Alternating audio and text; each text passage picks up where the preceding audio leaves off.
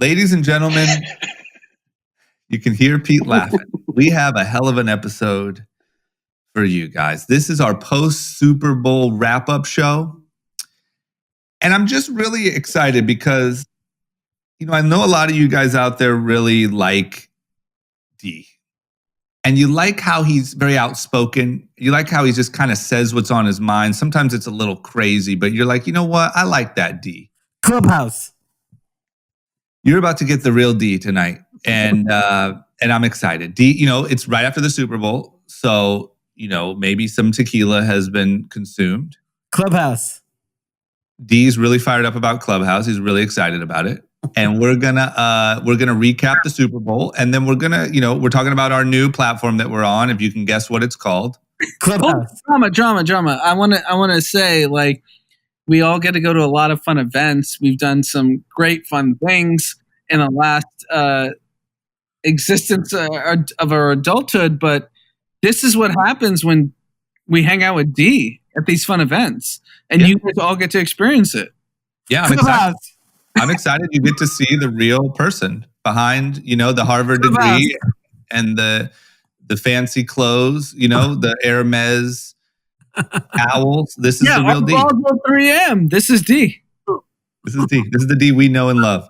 Okay, so that's it. We're going to recap Super Bowl. We're going to talk about everything going on there. We're going to talk about, Clubhouse. And then we're going to squeeze in a couple quick news topics. Are you guys ready? Yes! Clubhouse! Nice. Let's get into it. Cash. Ladies and gentlemen, group chat. Cash. It's $1 trillion. Hot. Clubhouse. What's going on, man? Listen, we did a Clubhouse appearance, and now it's our new thing. We're switching all of group chat over to Clubhouse. This is the last podcast episode. We're never uploading. Anand just wants us to do Clubhouse 4 hours a day. That's it. What we're doing from here on out. That's what Clubhouse. That's partially true. It's not fully true. These jackasses want to hijack and Clubhouse. I have a feeling this is just what happens when you catch Dee at 8 p.m. on a Sunday after the season. I mean, you're making me podcast Clubhouse at 8:20 on Sunday night. This is all tequila talking. Yes. Okay, so what is our Clubhouse? Group chat pod? What is it? Clubhouse. It's going to be Group Chat Podcast Presents. But hold on. Let's back up. Drama. We just watched the Super Bowl.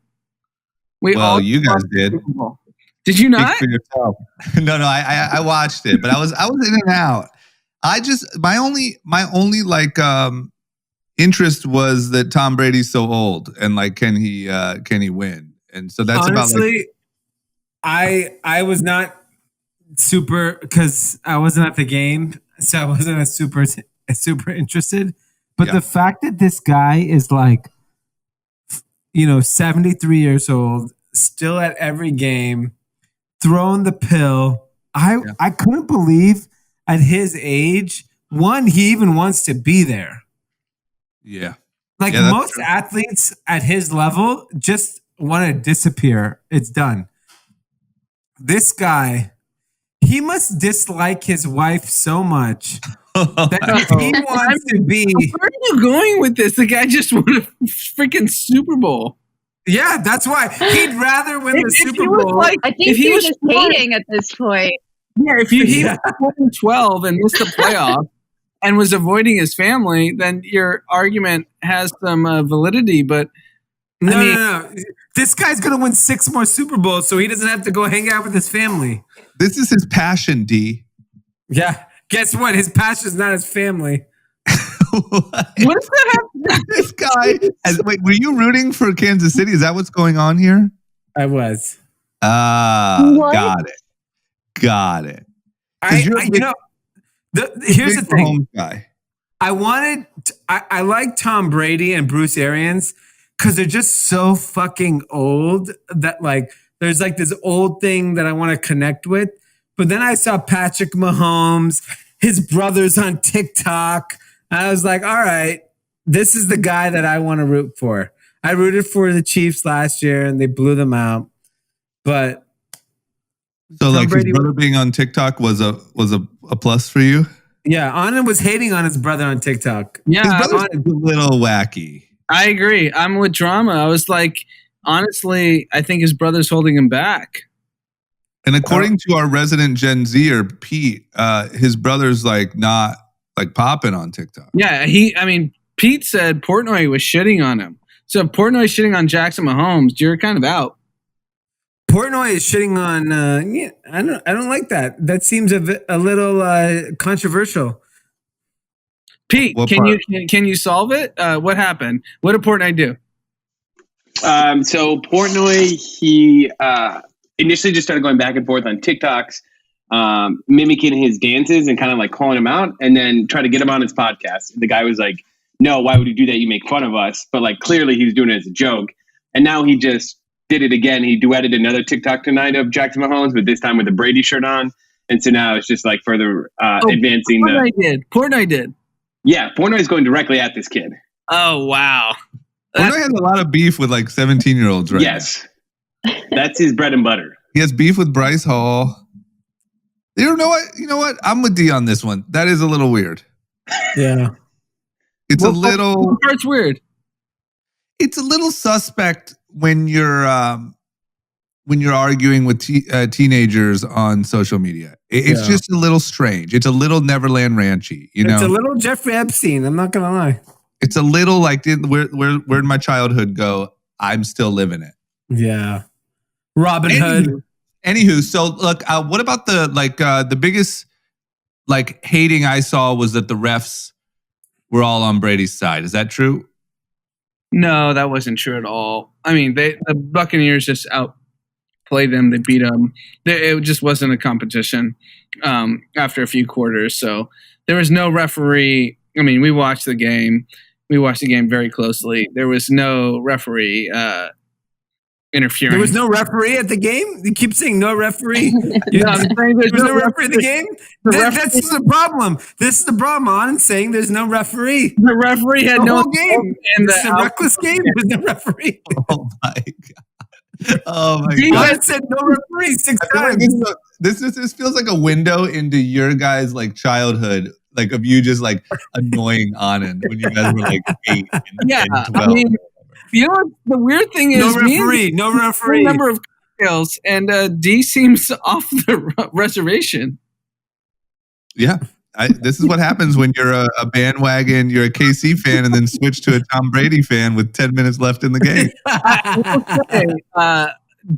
Dominic, Dee's son, he opened the game, and Dee's like, "Which team do you like, the red team or the white team?" He said, "Red team." Halftime, he goes, "White team." I was like, "That's my son." That's Dee's son. He knows who the winner is. That is Dee's son. And then let me ask you this: like, is that like top 5 biggest blowouts in Super Bowl? I mean, that was ridiculous. I'll tell you that. Go ahead, D. Go ahead, referee. No, I think we've had some pretty shitty Super Bowls. Like, it's not like the first, but I think what was very surprising was that you had Patrick Mahomes, who is arguably one of the greatest offensive players that we've ever seen. Just, he didn't even have a touchdown. And then you have Tom Brady, who's 43, who had 2 touchdowns to his old teammate Gronk in the first 2 quarters.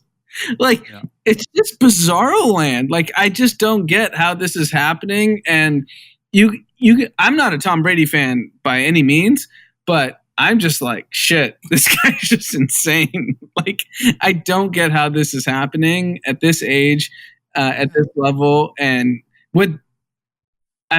he switched from arguably the greatest franchise that the NFL has ever seen, goes randomly to another team, the Tampa Bay Buccaneers, who's had 1 Super Bowl in their history, and he just goes and wins. It's because there's no referees. There's just no referees. Everybody was on Clubhouse. Yeah, the referee was at Clubhouse. No, we can talk about the referees on Clubhouse because I would love to get to that point. Okay, so what about what are we doing for our newsletter? We have Chrissy here from our newsletter team. Chrissy, are we doing a Super Bowl newsletter? What are we doing? Yeah, so we're doing a Super Bowl newsletter.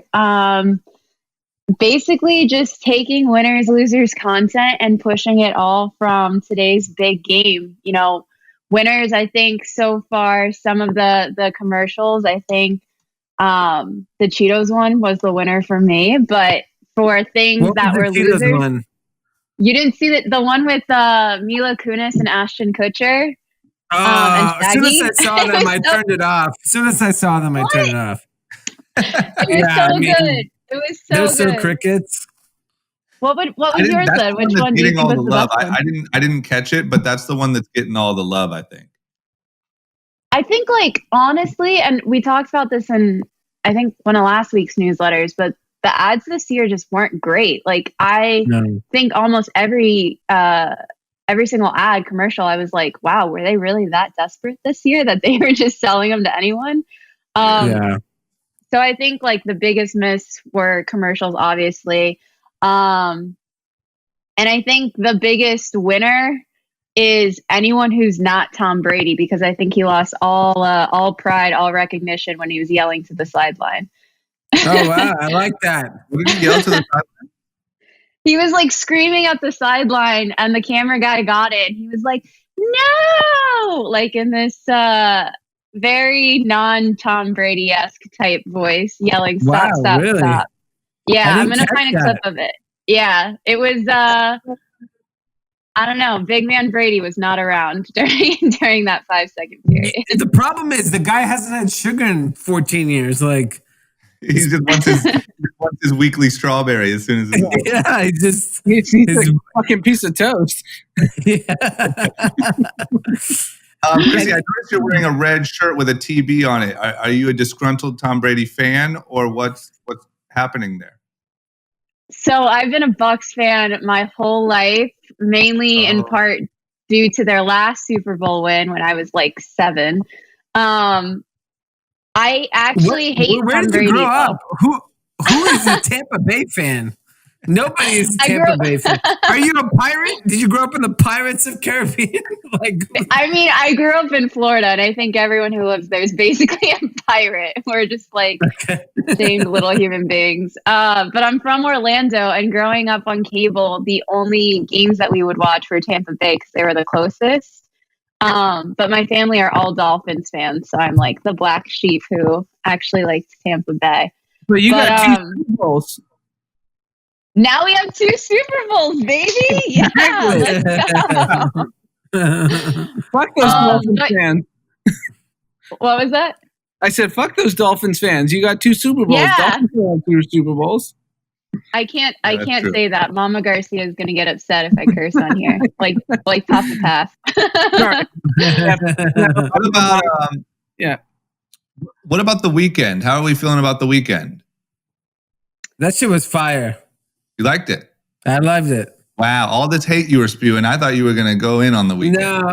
No, the last time I saw the Weeknd, I think we all went. I don't remember if everyone went. We all went at the Forum. Yep, that shit was incredible. It was incredible.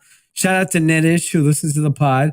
Yep. But I don't know, man. Weeknd is like Michael Jackson, like on some Daft Punk, just fucking cool as hell. I don't know. I thought it was incredible. So, Dee, let me just. I know you. I watched the Super Bowl with Dee. He was very busy, so he wasn't on social media. He wasn't doing anything. This guy was working. He was either handling the kids. He was getting drinks. He was getting food. I was watching the fucking Weeknd. The social media destroyed the Weeknd. Social media is a bunch of losers. And I love the Weeknd. I thought the performance was fire, but I saw on social media people were killing him, and I didn't get it. Not good? Just not a good performance? Yeah, like if you go on Twitter, everyone was roasting the Weeknd. The people that go on Twitter haven't had sex in 6 years. Do you think they're okay to be like giving opinion on the Weeknd? You literally posted like 12 tweets tonight. Yeah, and I said I like The Weeknd. I'll let you know Dee's had sex twice in the last 6 years. You got 2 kids. Exactly. You just outed yourself. Okay, so Anand, you liked it, What did you think of Weeknd's performance? I liked it. I liked it. Look, I think I haven't been like blown away by a Super Bowl performance in like, a handful of years. I think it's probably hard to do like something so, I mean, maybe Beyonce, like Beyonce to me, like, even though I'm not a Beyonce fan, like the level of like performance that she puts on is just so next level. But, yeah, I thought it was fine. I thought it was cool. I like The Weeknd and everything they're about. And like, what I like is, someone posted, I think maybe Anthony retweeted or something, but like the fact that he has his day one team that he came up with in Canada and saw it all the way through to such a big level. And those guys are all winning on such a big level, and the Pepsi deal and all this stuff. Like, that's cool. I'm a fan of the whole Weeknd story. Yeah, no, I thought the performance is great. And honestly, me and Dee aren't good judges because this is the first time we've seen a Super Bowl halftime performance on television in a decade. Humble brag. Humble brag. Look at that. Look at I saw that. you guys posting that. I saw Dee, I think it was Dee posted my first Super Bowl I haven't been to in 10 years. I was like, Jesus. It was devastating. I mean, next year it's in LA, the Super Bowl. We're going to stay in Inglewood for the weekend. Are you really? Just to make it feel like a trip? We're getting a house. We're doing something. We're going to beach house in Manhattan Beach. Just hang out. Are you serious? That's a good idea. It is a good idea. That's what I'm going to do. 100% wherever I'm living next year, I will not be there for that weekend. I can guarantee that. Fair. Okay, so who is to in the spirit of our newsletter, who are your guys' 2 biggest winners of the night? Chrissy, go. Winners. I think. Damn, that's hard. I think. White Definitely. people won big. Okay, look. I mean, the fact that the oldest person in the stadium, this old white MAGA guy, won Super Bowl, won the MVP. I mean, this is a big win for whites. I forgot he was MAGA. He's MAGA, and he just won. I mean, it's a great win for them. I'm happy for them. Okay, It's so a good win. white people. Yeah. I honestly think like this is a big win for the state of Florida too. Like they've really been kind of like stepped on this whole pandemic because they've had some loosey-goosey rules around it, and we won't get into that. But I think like they kind of needed a win, especially in Tampa. Like with so many people coming down there from the north and kind of just getting it from all angles, like all the negative backlash around the state of like what's happening with the pandemic. And I mean, you guys know the normal backlash that we get. So I think this is just a big win for them to be able to be the first team. They're hosting a Super Bowl. They won it in their home stadium. Like that's crazy. That's that is true. As some may It's say. crazy that the home team actually won the Super Bowl.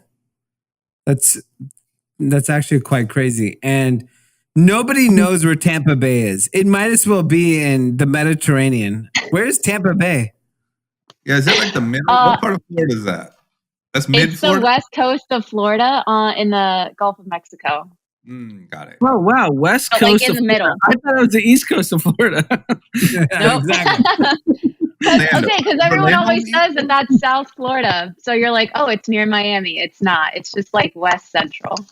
So all I know is, there was a lot of parties last night, and a very close friend of ours was at the Super Bowl. Fuck him. I got him his tickets. He sat on the 50-yard line, sat at 10th row with 4 of his buddies, and they sent me the video last night, and it's the 11 Barstool party in Tampa Bay. That Diplo was DJing. Diplo was DJing, and it might as well have been, I don't know, like Coachella 6 years ago. Everyone was like drooling over each other. COVID has not hit Florida. There's no chance. Because It doesn't exist there. The video I saw, I could not believe what was going on. I saw it last night and I was like, oh my God. There's one random guy with the mask under the chin. You know that one white guy that has that whole thing going on? And that's it. That's why I don't He's get it. got Like, the mom why- that's old. Yeah, I don't It's understand insane. how LA had that crazy spike. That was like all over everywhere, all over the news. LA epicenter of whatever, and like, how is that not happening in Florida? I don't understand. And how is there a stadium full of people? When I saw the shot of a stadium full of people watching The Weeknd perform and like dancers running into each other and stuff, but I can't go like eat a cheeseburger at a restaurant. I was like, how does this work out? I can't I'm feel honestly my like- mask when I'm without you. I don't really get think it's just like the people per like square foot. Because coming from New York, we basically lived in Florida for the month of November.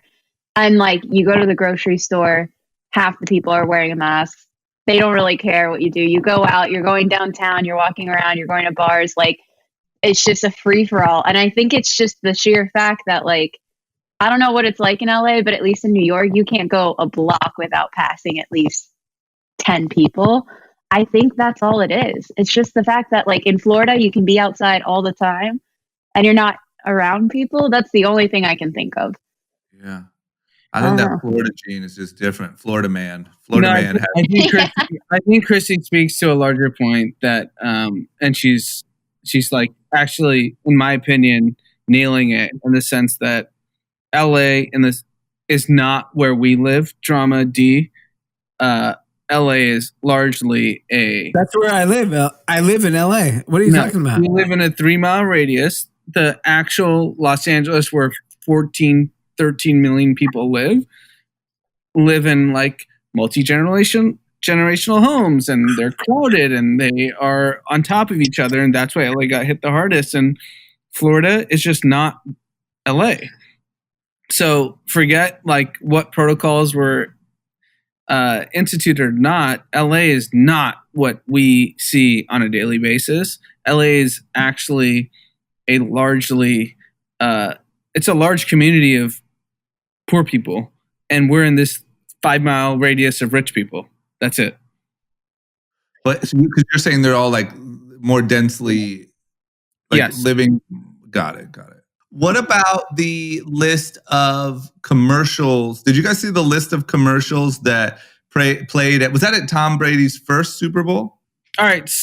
So the commercials that played in 2001, which is when Brady won his first Super Bowl, which is actually when I was a freshman in college. So I remember watching this. AOL, Blockbuster, Radio Shack, Circuit City, CompUSA, Sears, Hot Jobs, Yahoo, and Gateway Computers. I would imagine Pete hasn't heard of half of these things because he's too young. Chrissy, I'm curious what you've heard of. Drama, you're kind of closer to our age, so maybe you've heard of half of those. Yeah, I know half. It's kind of crazy. Maybe it's bad luck. Maybe Super Bowl commercials are a bad luck. Well, here's the thing. It's $5.5 million. And in today's advertising market, you're spending $5.5 million for 30 minutes. So you get 30 seconds, but maybe you get 30 minutes of attention. And then you're done.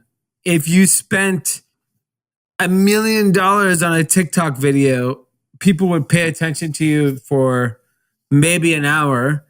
So the idea of spending this much money on a commercial is just insane. Like The Hustle, which we talked about on the last podcast, got bought for $27 million. The Hustle completely. That's 5 Super Bowl commercials. You could own The Hustle. I'd rather own The Hustle. For Morning Brew, it was 15 Super Bowl commercials. It was for $75 million. So the idea that you have to actually pay this amount of money for like a moment makes no sense. If you're a large company and you pay for a Super Bowl commercial, you might be a fucking moron. I actually kind of agree with that because I think if you're willing to spend $5.5 million for a 30-second ad in a commercial, when if you think about what is the Super Bowl is where people gather and they're with large groups of people. They're not paying attention during commercials. So what are you actually, especially in the era of smartphones and social media and TikTok and Instagram, like what's happening in the commercial of a Super Bowl? Everyone's getting on their phone. Why would you watch a commercial?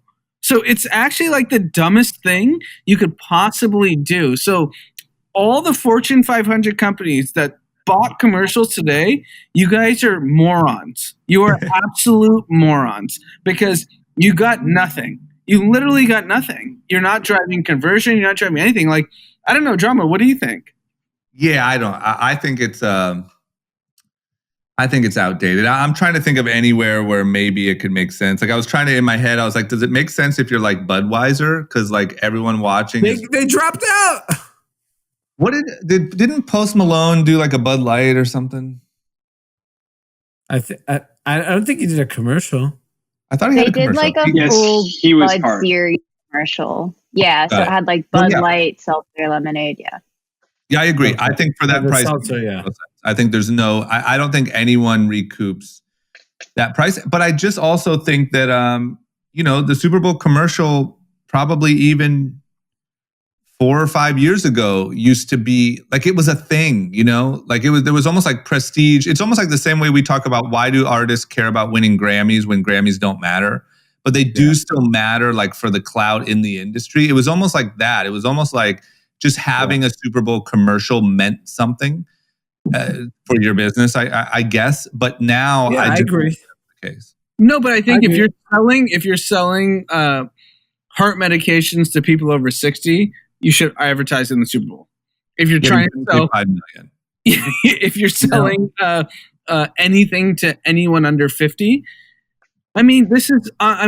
It's the first Super Bowl I watch on TV because we're spoiled and we've been to a lot of them. And every commercial, I'm just on my phone, so I'm not watching television. Yeah, I remember the Sesame Street one. What was that promoting? Exactly, you don't even know. You just know that's the problem. Sesame Street creatures. Chrissy, I don't mean to be whatever the word is here, but do you watch more commercials maybe than we do? Do you watch the commercials? I know a lot of. You think all girls watch commercials? Are you fucking sexist? Listen, one thing that I've heard is like, while all the dudes are drooling over the game, there's a lot of women that are super into the commercials. I've experienced it in my own life. I'm just wondering, Chrissy, if that's the case, or maybe I'm just a misogynist. You might be a misogynist. No. A regular Marilyn Manson over here. Oh my God. Damn it. I think for me, like, I love sports, especially football, like growing up in the South. So I've always really watched the Super Bowl.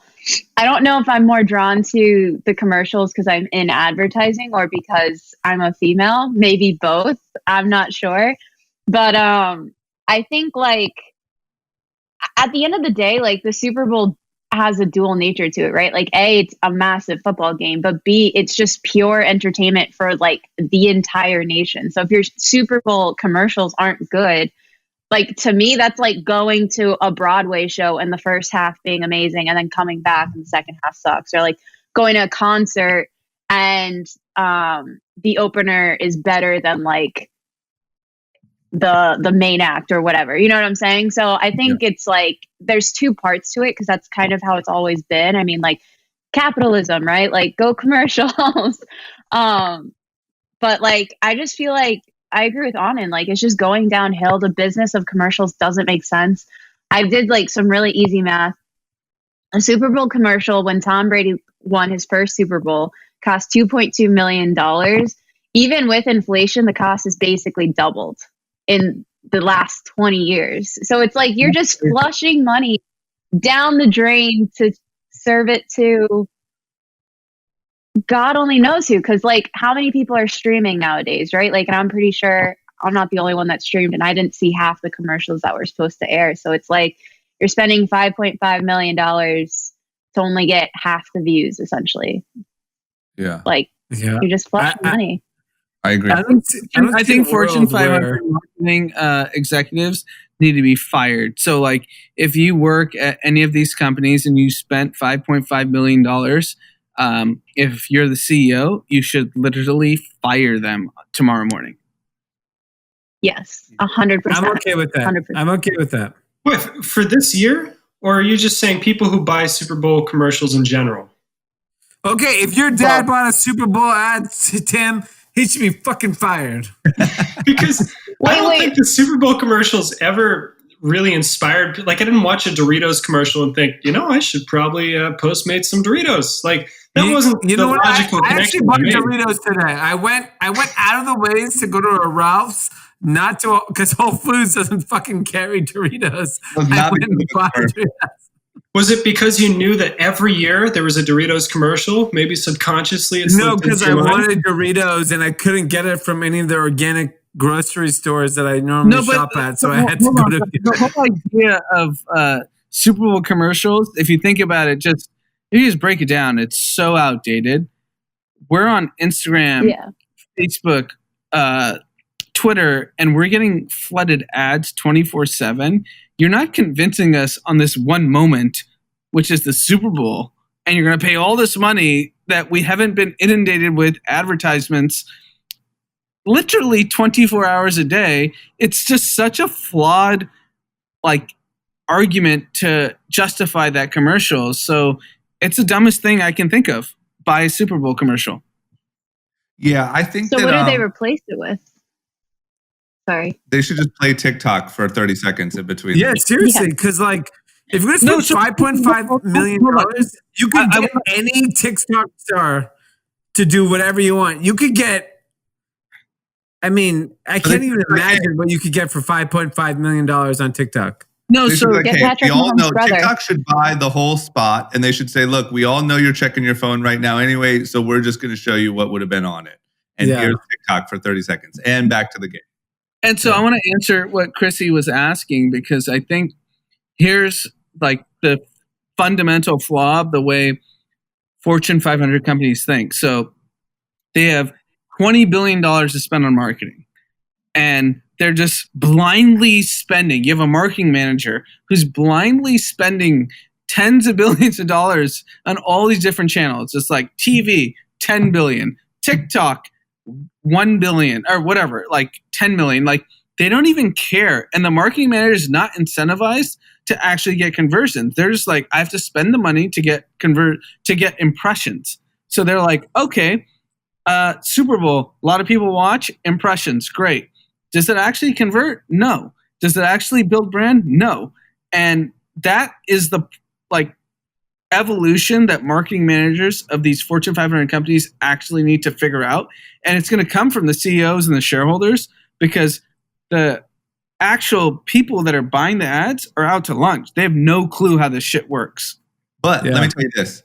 The reason why I hope that they figure it out very slowly is because those are all the reasons why people like us and our listeners and the companies that we celebrate have a shot, is because that's the window, right? They're not figuring out digital. They're not figuring out social. That's what gives people like us and our peers a shot at disrupting these really big industries, is because these old guys move so damn slow. So I don't want them to, personally, I don't want them to get good at it. No, but the dollars need to flow to us. That's the point. Yeah, I agree with you. I agree with you on that part. But I just think that in the same the vein, dollars aren't flowing to the right places. They're flowing to Super Bowl because the marketing manager of Nestle gets to say, I spent $10 million for the Super Bowl. I got, whatever, 30 million impressions or 100 million impressions, whatever the number is. Guess what? No one actually watched it. We all were getting Doritos and fucking refilling our cocktails. Yeah. We didn't watch your commercial. Yeah.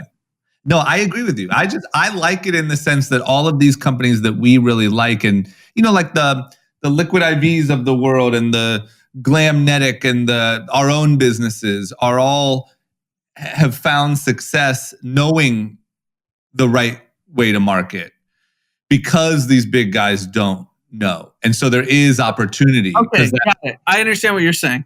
You know, so I like that part. You can upend the big guys because they're spending $5.5 million on a Super Bowl commercial, and the upstarts can spend it more wisely. Is what you're saying? If that marketing guy got fired and they brought in a really smart digital marketer and all that money flowed into TikTok, podcasts, and blah, blah, blah, yes, we'd benefit on the podcast ad side. But if it flowed into all those places, it's so much harder for us to compete there with all the stuff we do. Right. So that's the good part about it. No, 100%. And the reason why you don't need to worry is because the incentives aren't aligned. A marketing manager at Nestle isn't incentivized to grow Nestle's business by 3x. The marketing manager at Liquid IV, who has equity in Liquid IV, is incentivized to grow the business at Liquid IV by 3x. Yeah, 1,000,000%. They have to. There's no other choice. Yeah. Okay, is that anything else Super Bowl I'm missing? No, I think that's it. Okay, who wants to talk about Clubhouse? I love Clubhouse. Clubhouse. I drink Clubhouse. I love Clubhouse. I drink Clubhouse. You drink it? I drink it. Like club soda, but Clubhouse. Okay. So we are on Clubhouse. What is our page on Clubhouse called? How do you follow us? At Clubhouse. Adam, we lost you. Clubhouse. Adam, what's our Clubhouse called? Clubhouse. We gotta. This guy, we need to kick you out like they kicked out from that. Drag you out. Drug him out. What's the question? You like Clubhouse? I love Clubhouse. I drink Clubhouse. Okay, listen, to all of our listeners, I just want you to know when we talk about Dee being annoying or we're like, oh, shut up, Dee, it's because we know this side of Dee. So here is your Clubhouse. Honestly, Super Bowl D. This is how D is on every Super Bowl in person when we attend. He's Clubhouse. Shut up on Clubhouse. See? This is it. This is literally like all of our listeners. This is like if you just went to the Super Bowl with D, and Clubhouse. Now you're on your way to the Clubhouse. Oh, you want to go to Clubhouse? Oh yeah, we can go to Clubhouse. Oh, Clubhouse. Here's the side of the Harvard man you don't see. Yeah, this is the guy that wanted to go to Harvard. Oh Clubhouse. Harvard. Here's the question: what is our Clubhouse page? Like, how do you follow us? All right, so we're gonna start hosting shows on Clubhouse starting Monday, Wednesday, Friday. Monday, I think we're gonna start at 8 p.m. We're gonna kind of tease that out. It might be a little later because Ben Horowitz and Mark Andreessen have a show at 7 p.m. So Clubhouse? We don't want to kind of compete with them. But what's our show tomorrow about? The idea is we're gonna see what the breaking news is tomorrow, then that's gonna be the topic. So it's gonna be Group Chat Podcast presents whatever the hottest topic of the last kind of 18 hours is. So breaking news, and we're going to bring on our friends and we're going to see who shows up. And we kind of spontaneously did this on Friday at 1 p.m. a few days ago, and we had 350 people show up to a room, and we were the highest populated room at the time. So we think this is a great way to expand our audience, and we're not going to stop the podcast, but this is going to be a way to kind of grow and see who we can attract to our nonsense. Dee and Screaming Clubhouse 30 times in a minute. Maybe something like that. Here's what else is funny about Dee is if Dee would have been in that chat, because I actually was like not really a Clubhouse believer, but I actually had a great time. And I think if Dee was in there, he would be like, okay, guys, Clubhouse, we need to take it serious. But since he wasn't, he just yells Clubhouse into the microphone. Yeah, he feels left out, and he's being like a little. Hey, I'm going to be honest. He's trying to grab where I was? Let me be brutally honest where I was. I was at the Hermes store buying a baby shower gift for somebody. Oh my God! You said you were on AirPods on. Wait, Clubhouse. You said you were on meetings. You were like, "Oh, I'm stuck. I can't." Multiple texts about being in meetings. Did you know? I was in a meeting and then it ended, and then my wife and I had to get a gift, and she was like, "Do you want to come with me?" I was like, "Yeah, I'll come with you." And then you guys were at Clubhouse, and I was at their mess store. Pete, did you know that? No, I had no knowledge of this. I didn't tell anybody. You didn't tell anyone. He was just like meetings.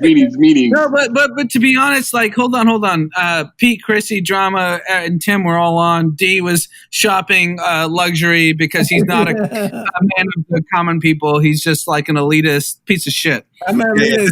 Keep in mind, this is the socialist of the podcast. Yeah, with champagne socialist. No, but what we realized from that kind of hour and a half was like, it was really cool. And like the questions we were getting asked and the people we were talking to, it was just a different way to engage. It was almost like if we did the Peppermint Club at scale, we could actually talk to folks and people can ask us questions and we can talk about things. And I think we're going to do it in a more structured way.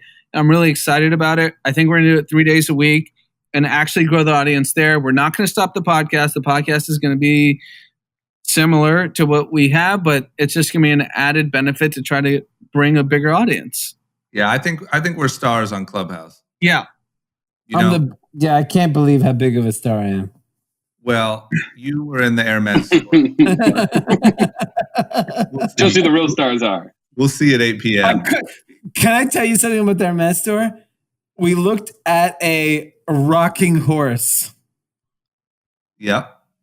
It was $2,500. So you bought it.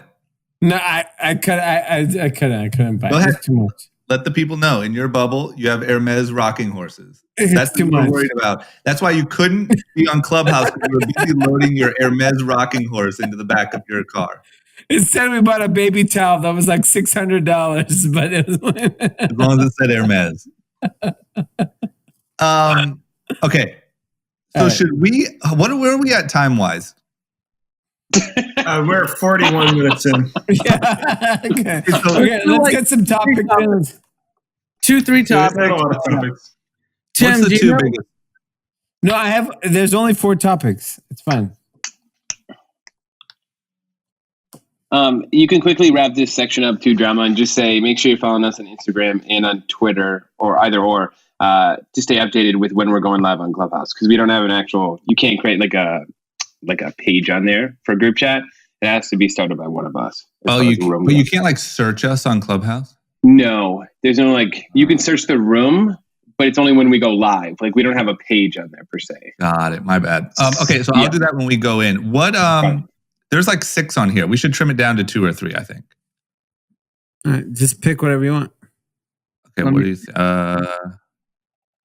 Renaissance, Hyundai, COVID. We should probably I talk think the about Mike Pence thing is pretty good. It's fast. We'll go fast. So we can do COVID and Mike Pence. Yeah. And do No, the don't do Renaissance. COVID, It's Mike. good. Renaissance? Okay, I'll do Renaissance, COVID, Mike Pence. Okay. Okay, so make sure you follow us on Twitter and Instagram. And Clubhouse.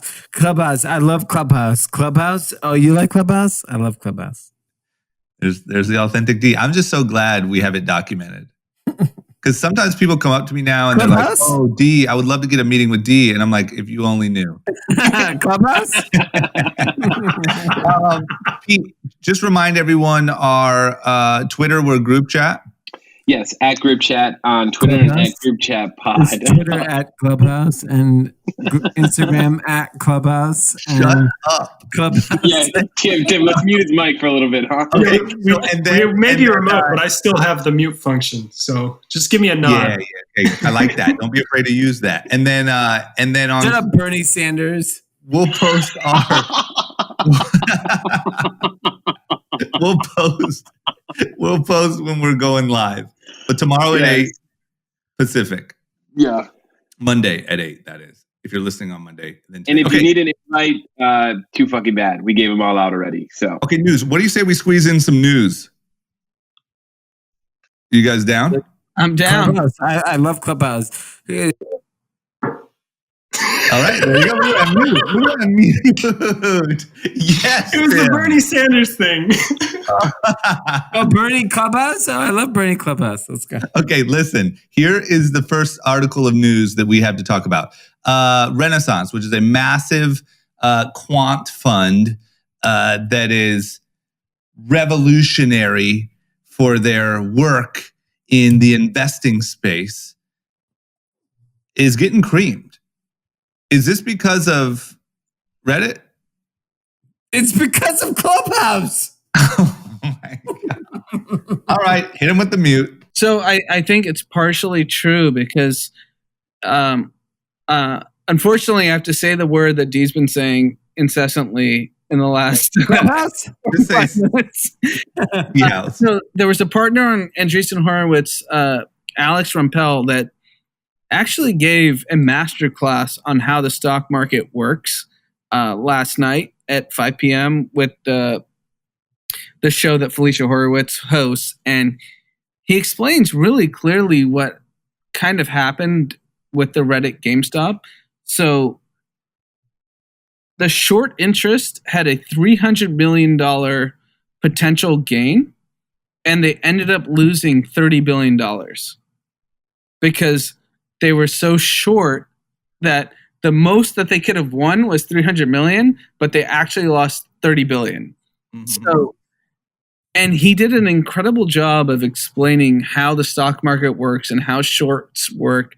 And I think all hedge funds who they kind of just like do baskets of stocks and baskets of shorts and baskets of longs, and they got creamed. And it's honestly because of what happened with GameStop, Nokia, BlackBerry, and all these stocks, and they actually affected the way hedge funds had to deal with their positions. So the short answer is yes. What happened in the last week actually creamed hedge funds, and they all have under market returns by a significant amount because of it. So funny because there's a book that I read called The Man Who Solved the Markets about the Renaissance Fund. And it's like the most like, this guy solved it. He figured out the algorithms. Yeah. And it's like just literally makes him sound like, I mean, I'm sure he is a genius, but like just an absolute untouchable genius. And then it's like, they just got creamed by Reddit, And I think that's obviously what everyone loves about the story, but it's so funny, like from my perspective, because I don't know much about it except for that book. And so I looked at them as like, wow, they're like super next level. And then they got their asses kicked. Yeah, I think what we kind of learned in the last 7 to 10 days, that there's so many holes in the market that no one actually understood. And retail, because of brokerages like Robinhood, allowed them to create enough volume to actually create chaos. And they weren't ready for it. And that's actually the real like crux of it, is that none of these brokerages actually modeled out how a black swan event, which is a bunch of Redditors buying call options, could affect their liquidity. And unfortunately, they all live, and the common man gets screwed. So that's what happened. All right, unmute D. D, you got anything? All right, fuck Vlad. Vlad is a piece of shit. All right, mute him. I mean, why is Vlad allowed to go anywhere? He's on Clubhouse with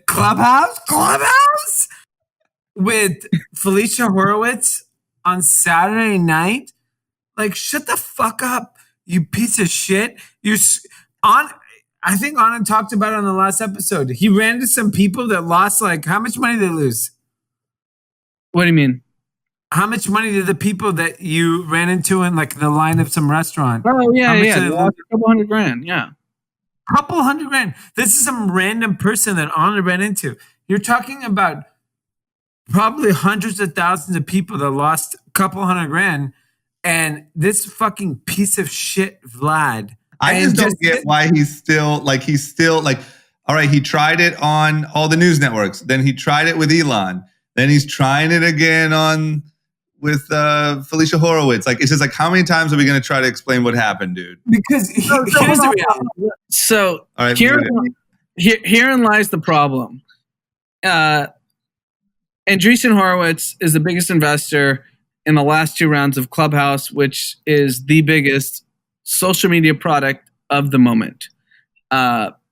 Period, full stop. It's where everyone's going for information. It's where everyone's going for anything. You had Elon Musk last week. You had Mark Zuckerberg. And now you have the CEO of Robinhood, which is actually the biggest personality of the moment for like millennials, right? Because they got screwed by deplatforming a handful of these stocks. And here's the issue. Andreessen Horowitz is, by Robinhood's own statement, investors in this last round. So they invested, Andreessen Horowitz, Robinhood put out a press release saying who invested in Robinhood's $3.4 billion kind of safe note to save the company, because the Redditors basically effectively made them insolvent, and Andreessen Horowitz is part of it, part of that investment. So their capital is in it. And now you're having a panel on Clubhouse hosted by Andreessen Horowitz personnel that are questioning the CEO of a firm that they're invested in, with a partner who led their round, who is kind of being the Sherpa of the entire conversation. And therein lies the problem, because incentives are... What does Sherpa even mean? What is Sherpa? It's their guide. Exactly. Sherpa? I thought that's on the jacket. You get a little Sherpa. No. No, so the point is it's like a total conflict of interest, like by like the deck is completely stacked for Vlad, for Robinhood, for Andreessen Horowitz, for the investors. So now this is like kind of the broader conversation we need to have, and Drama, I'd like to talk to you about it. You have this firm that is heavily incentivized to make sure that Robinhood is going to come off on the right side, and then that is the media that's being distributed to everyone, and everyone's going to see it and be like, okay, great. And here's the question we all have to ask, like, when are we actually, if this is the kind of method we're moving to, where the investment firms are the media firms with the companies that they're incentivized from, who's giving you the objective truth? And that's where I get kind of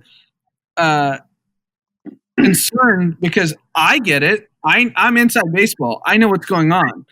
The average person isn't. Yeah, I agree. I love it. I love that it's all rigged. It's all fixed. I just want to be on the inside of it. I don't care. If Andreessen Horowitz wants to rig the game so their fucking homeboy Vlad... Yeah, but right now what you're doing is you're making sure you're not on the inside. Why? If you want to be on the inside, you can't be saying your homeboy Vlad. You got to be like, yo, Vlad's a nice guy. You just called him a dictator a second ago. No, but Vlad is not... I'm not down with the Vlad thing. But, no, but here's the problem. Like, here's actually I think the fundamental problem is you have tens of thousands, if not hundreds of thousands of people that got smoked on this GameStop trade. And they got smoked because Robinhood, TD, and a handful of brokerages deplatformed the stock that you can't buy. And they had them, and like, we'll never know how many billions of dollars these kids would have made if they didn't get deplatformed. And we're just brushing under the rug right now. But is your main point here that them interviewing Vlad on Clubhouse is poorly, like, it's cheating? 100% cheating, and it's going to work. Yeah. And the public's not going to understand it. That's my point. The public doesn't get it. I get it. I was like, you look at the round, it's like Andreessen Horowitz is in the Robinhood round. Oh, Saturday night, Andreessen Horowitz partners are interviewing Vlad. Oh, is this going to be and you had Andrew Sorkin, who's a CNBC reporter, tech reporter, who is actually pretty aggressive. He's a very aggressive guy. He's a very aggressive reporter, but like, what's his incentive? If he grills Vlad on Clubhouse, he gets blocked. He's done. He doesn't have access to Andreessen Horowitz, period. So where are we heading with this is my question. But where are we heading? Where we have the investment firm controls the media platform that controls the products that they invest in, and they're controlling the narratives that they're doing. So here's what's funny to me is that the whole thing is all of social media and Clubhouse and all this decentralization and all this stuff allows you to get away from the old system and the old insider baseball and the old blah, blah, blah. And the funny thing is in these moments, you see it naturally just kind of happening again, but just with new media.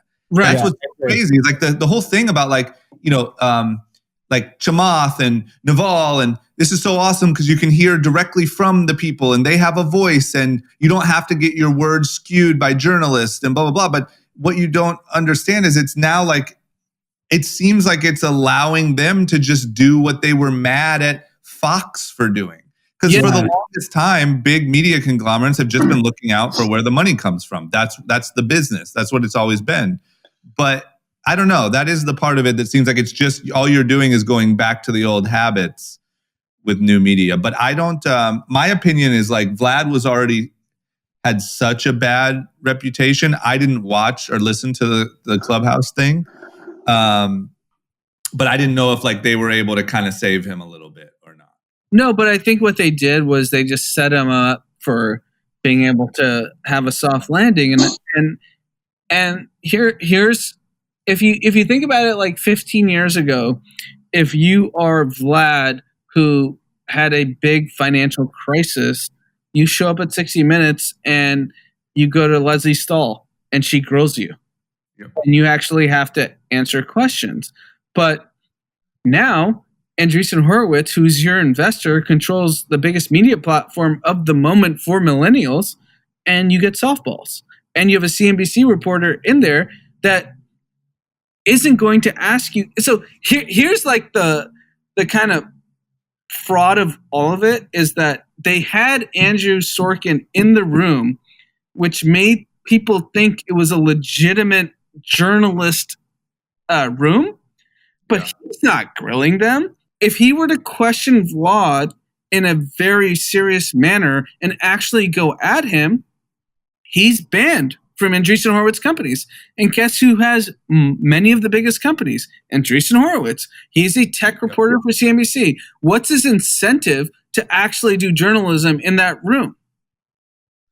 Yeah. No, I agree. I totally agree. I have no way around it. And even without even, to be honest with you, like without even thinking about all of that and the detail of that, I was already thinking, how many shots does this guy have to explain himself? How many times? Like, you're now a week and a half later. No one's even talking about you anymore. And you're still trying to make up the right story that sounds right. Yeah. That's to me like, Jesus, who cares? Like, let it, you made the mistake. You explained it poorly because whatever was really going on. So unless you're going to say, I'm sorry, and here's what actually happened, and it sounds like it adds up to kind of the fishiness a little bit, then whatever. What are we still like giving you shot again? When do we just replace this guy? When's the news story? Robinhood has a new CEO. What are we doing? He's not going to last. He's going to get fired. He's a fucking clown. And 100%, he will not see the IPO. 100%. I will bet. I will leave the podcast if that fucker is at the bell ringing the bell. I don't know. I wouldn't. Public.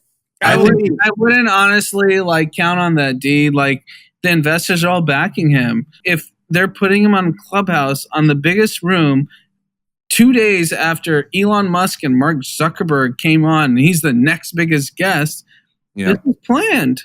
Yeah, I agree. Unfortunately, like we can all criticize all of Vlad's PR's moves, but the investors are happy with him. And Clubhouse Saturday should prove to everyone every investor is happy with Vlad. Whether the consumers are or not, they're still downloading the app. They're number one. So it's just like a very confusing situation because the actual customers of Robinhood got screwed and they're downloading it at record rates and the investors are happier than ever. All the investors are happy. They're all going to make a boatload of money. Yeah, I don't doubt that the investors are going to be very successful with this. Vlad's going the fuck down. I hope so, but I think to them, from their perspective, it's almost like Vlad like jumped on the grenade. Like Vlad did what he had to do to save the money and save the company or the business, and he took the L and he got creamed for it. And I feel like there's this element. I'm not saying it's right. I think it's stupid, but I do think there's this element that like if you are their investor, you're happy that Vlad pulled the plug and took the blame. Because if not, it sounds like they were in some pretty big trouble. And so they're probably trying to like save the dude that put his, you know what I'm saying? Is that accurate? No, I think no drama. I think you're completely right. I think they had to make a very clear decision in that 24-hour span. Are we going to save the investors or the customers? And they chose the investors. Yeah. And the investors are happy because of it. And the customers got smoked. I hope Vlad hires our homie Big Pat. That's all I'm going to say. I just talked to Big Pat the other day. Yeah, he better hire 17 Big Pats. All right, let's wrap it up, right? Are we ready to wrap it up? Let's wrap it up. Okay, what a great night. Listen, it was a great Super Bowl. Listeners, this is what happens after a big event, and we still try to squeeze in a pod, because one thing that we do promise is we're going to squeeze in a pod. And if we tell you there's a pod, there's going to be a pod. So here it is. A lot of pod. We'll be back on Tuesday, sober, with Clubhouse. with Clubhouse. And we'll be on Clubhouse on Monday at 8 p.m.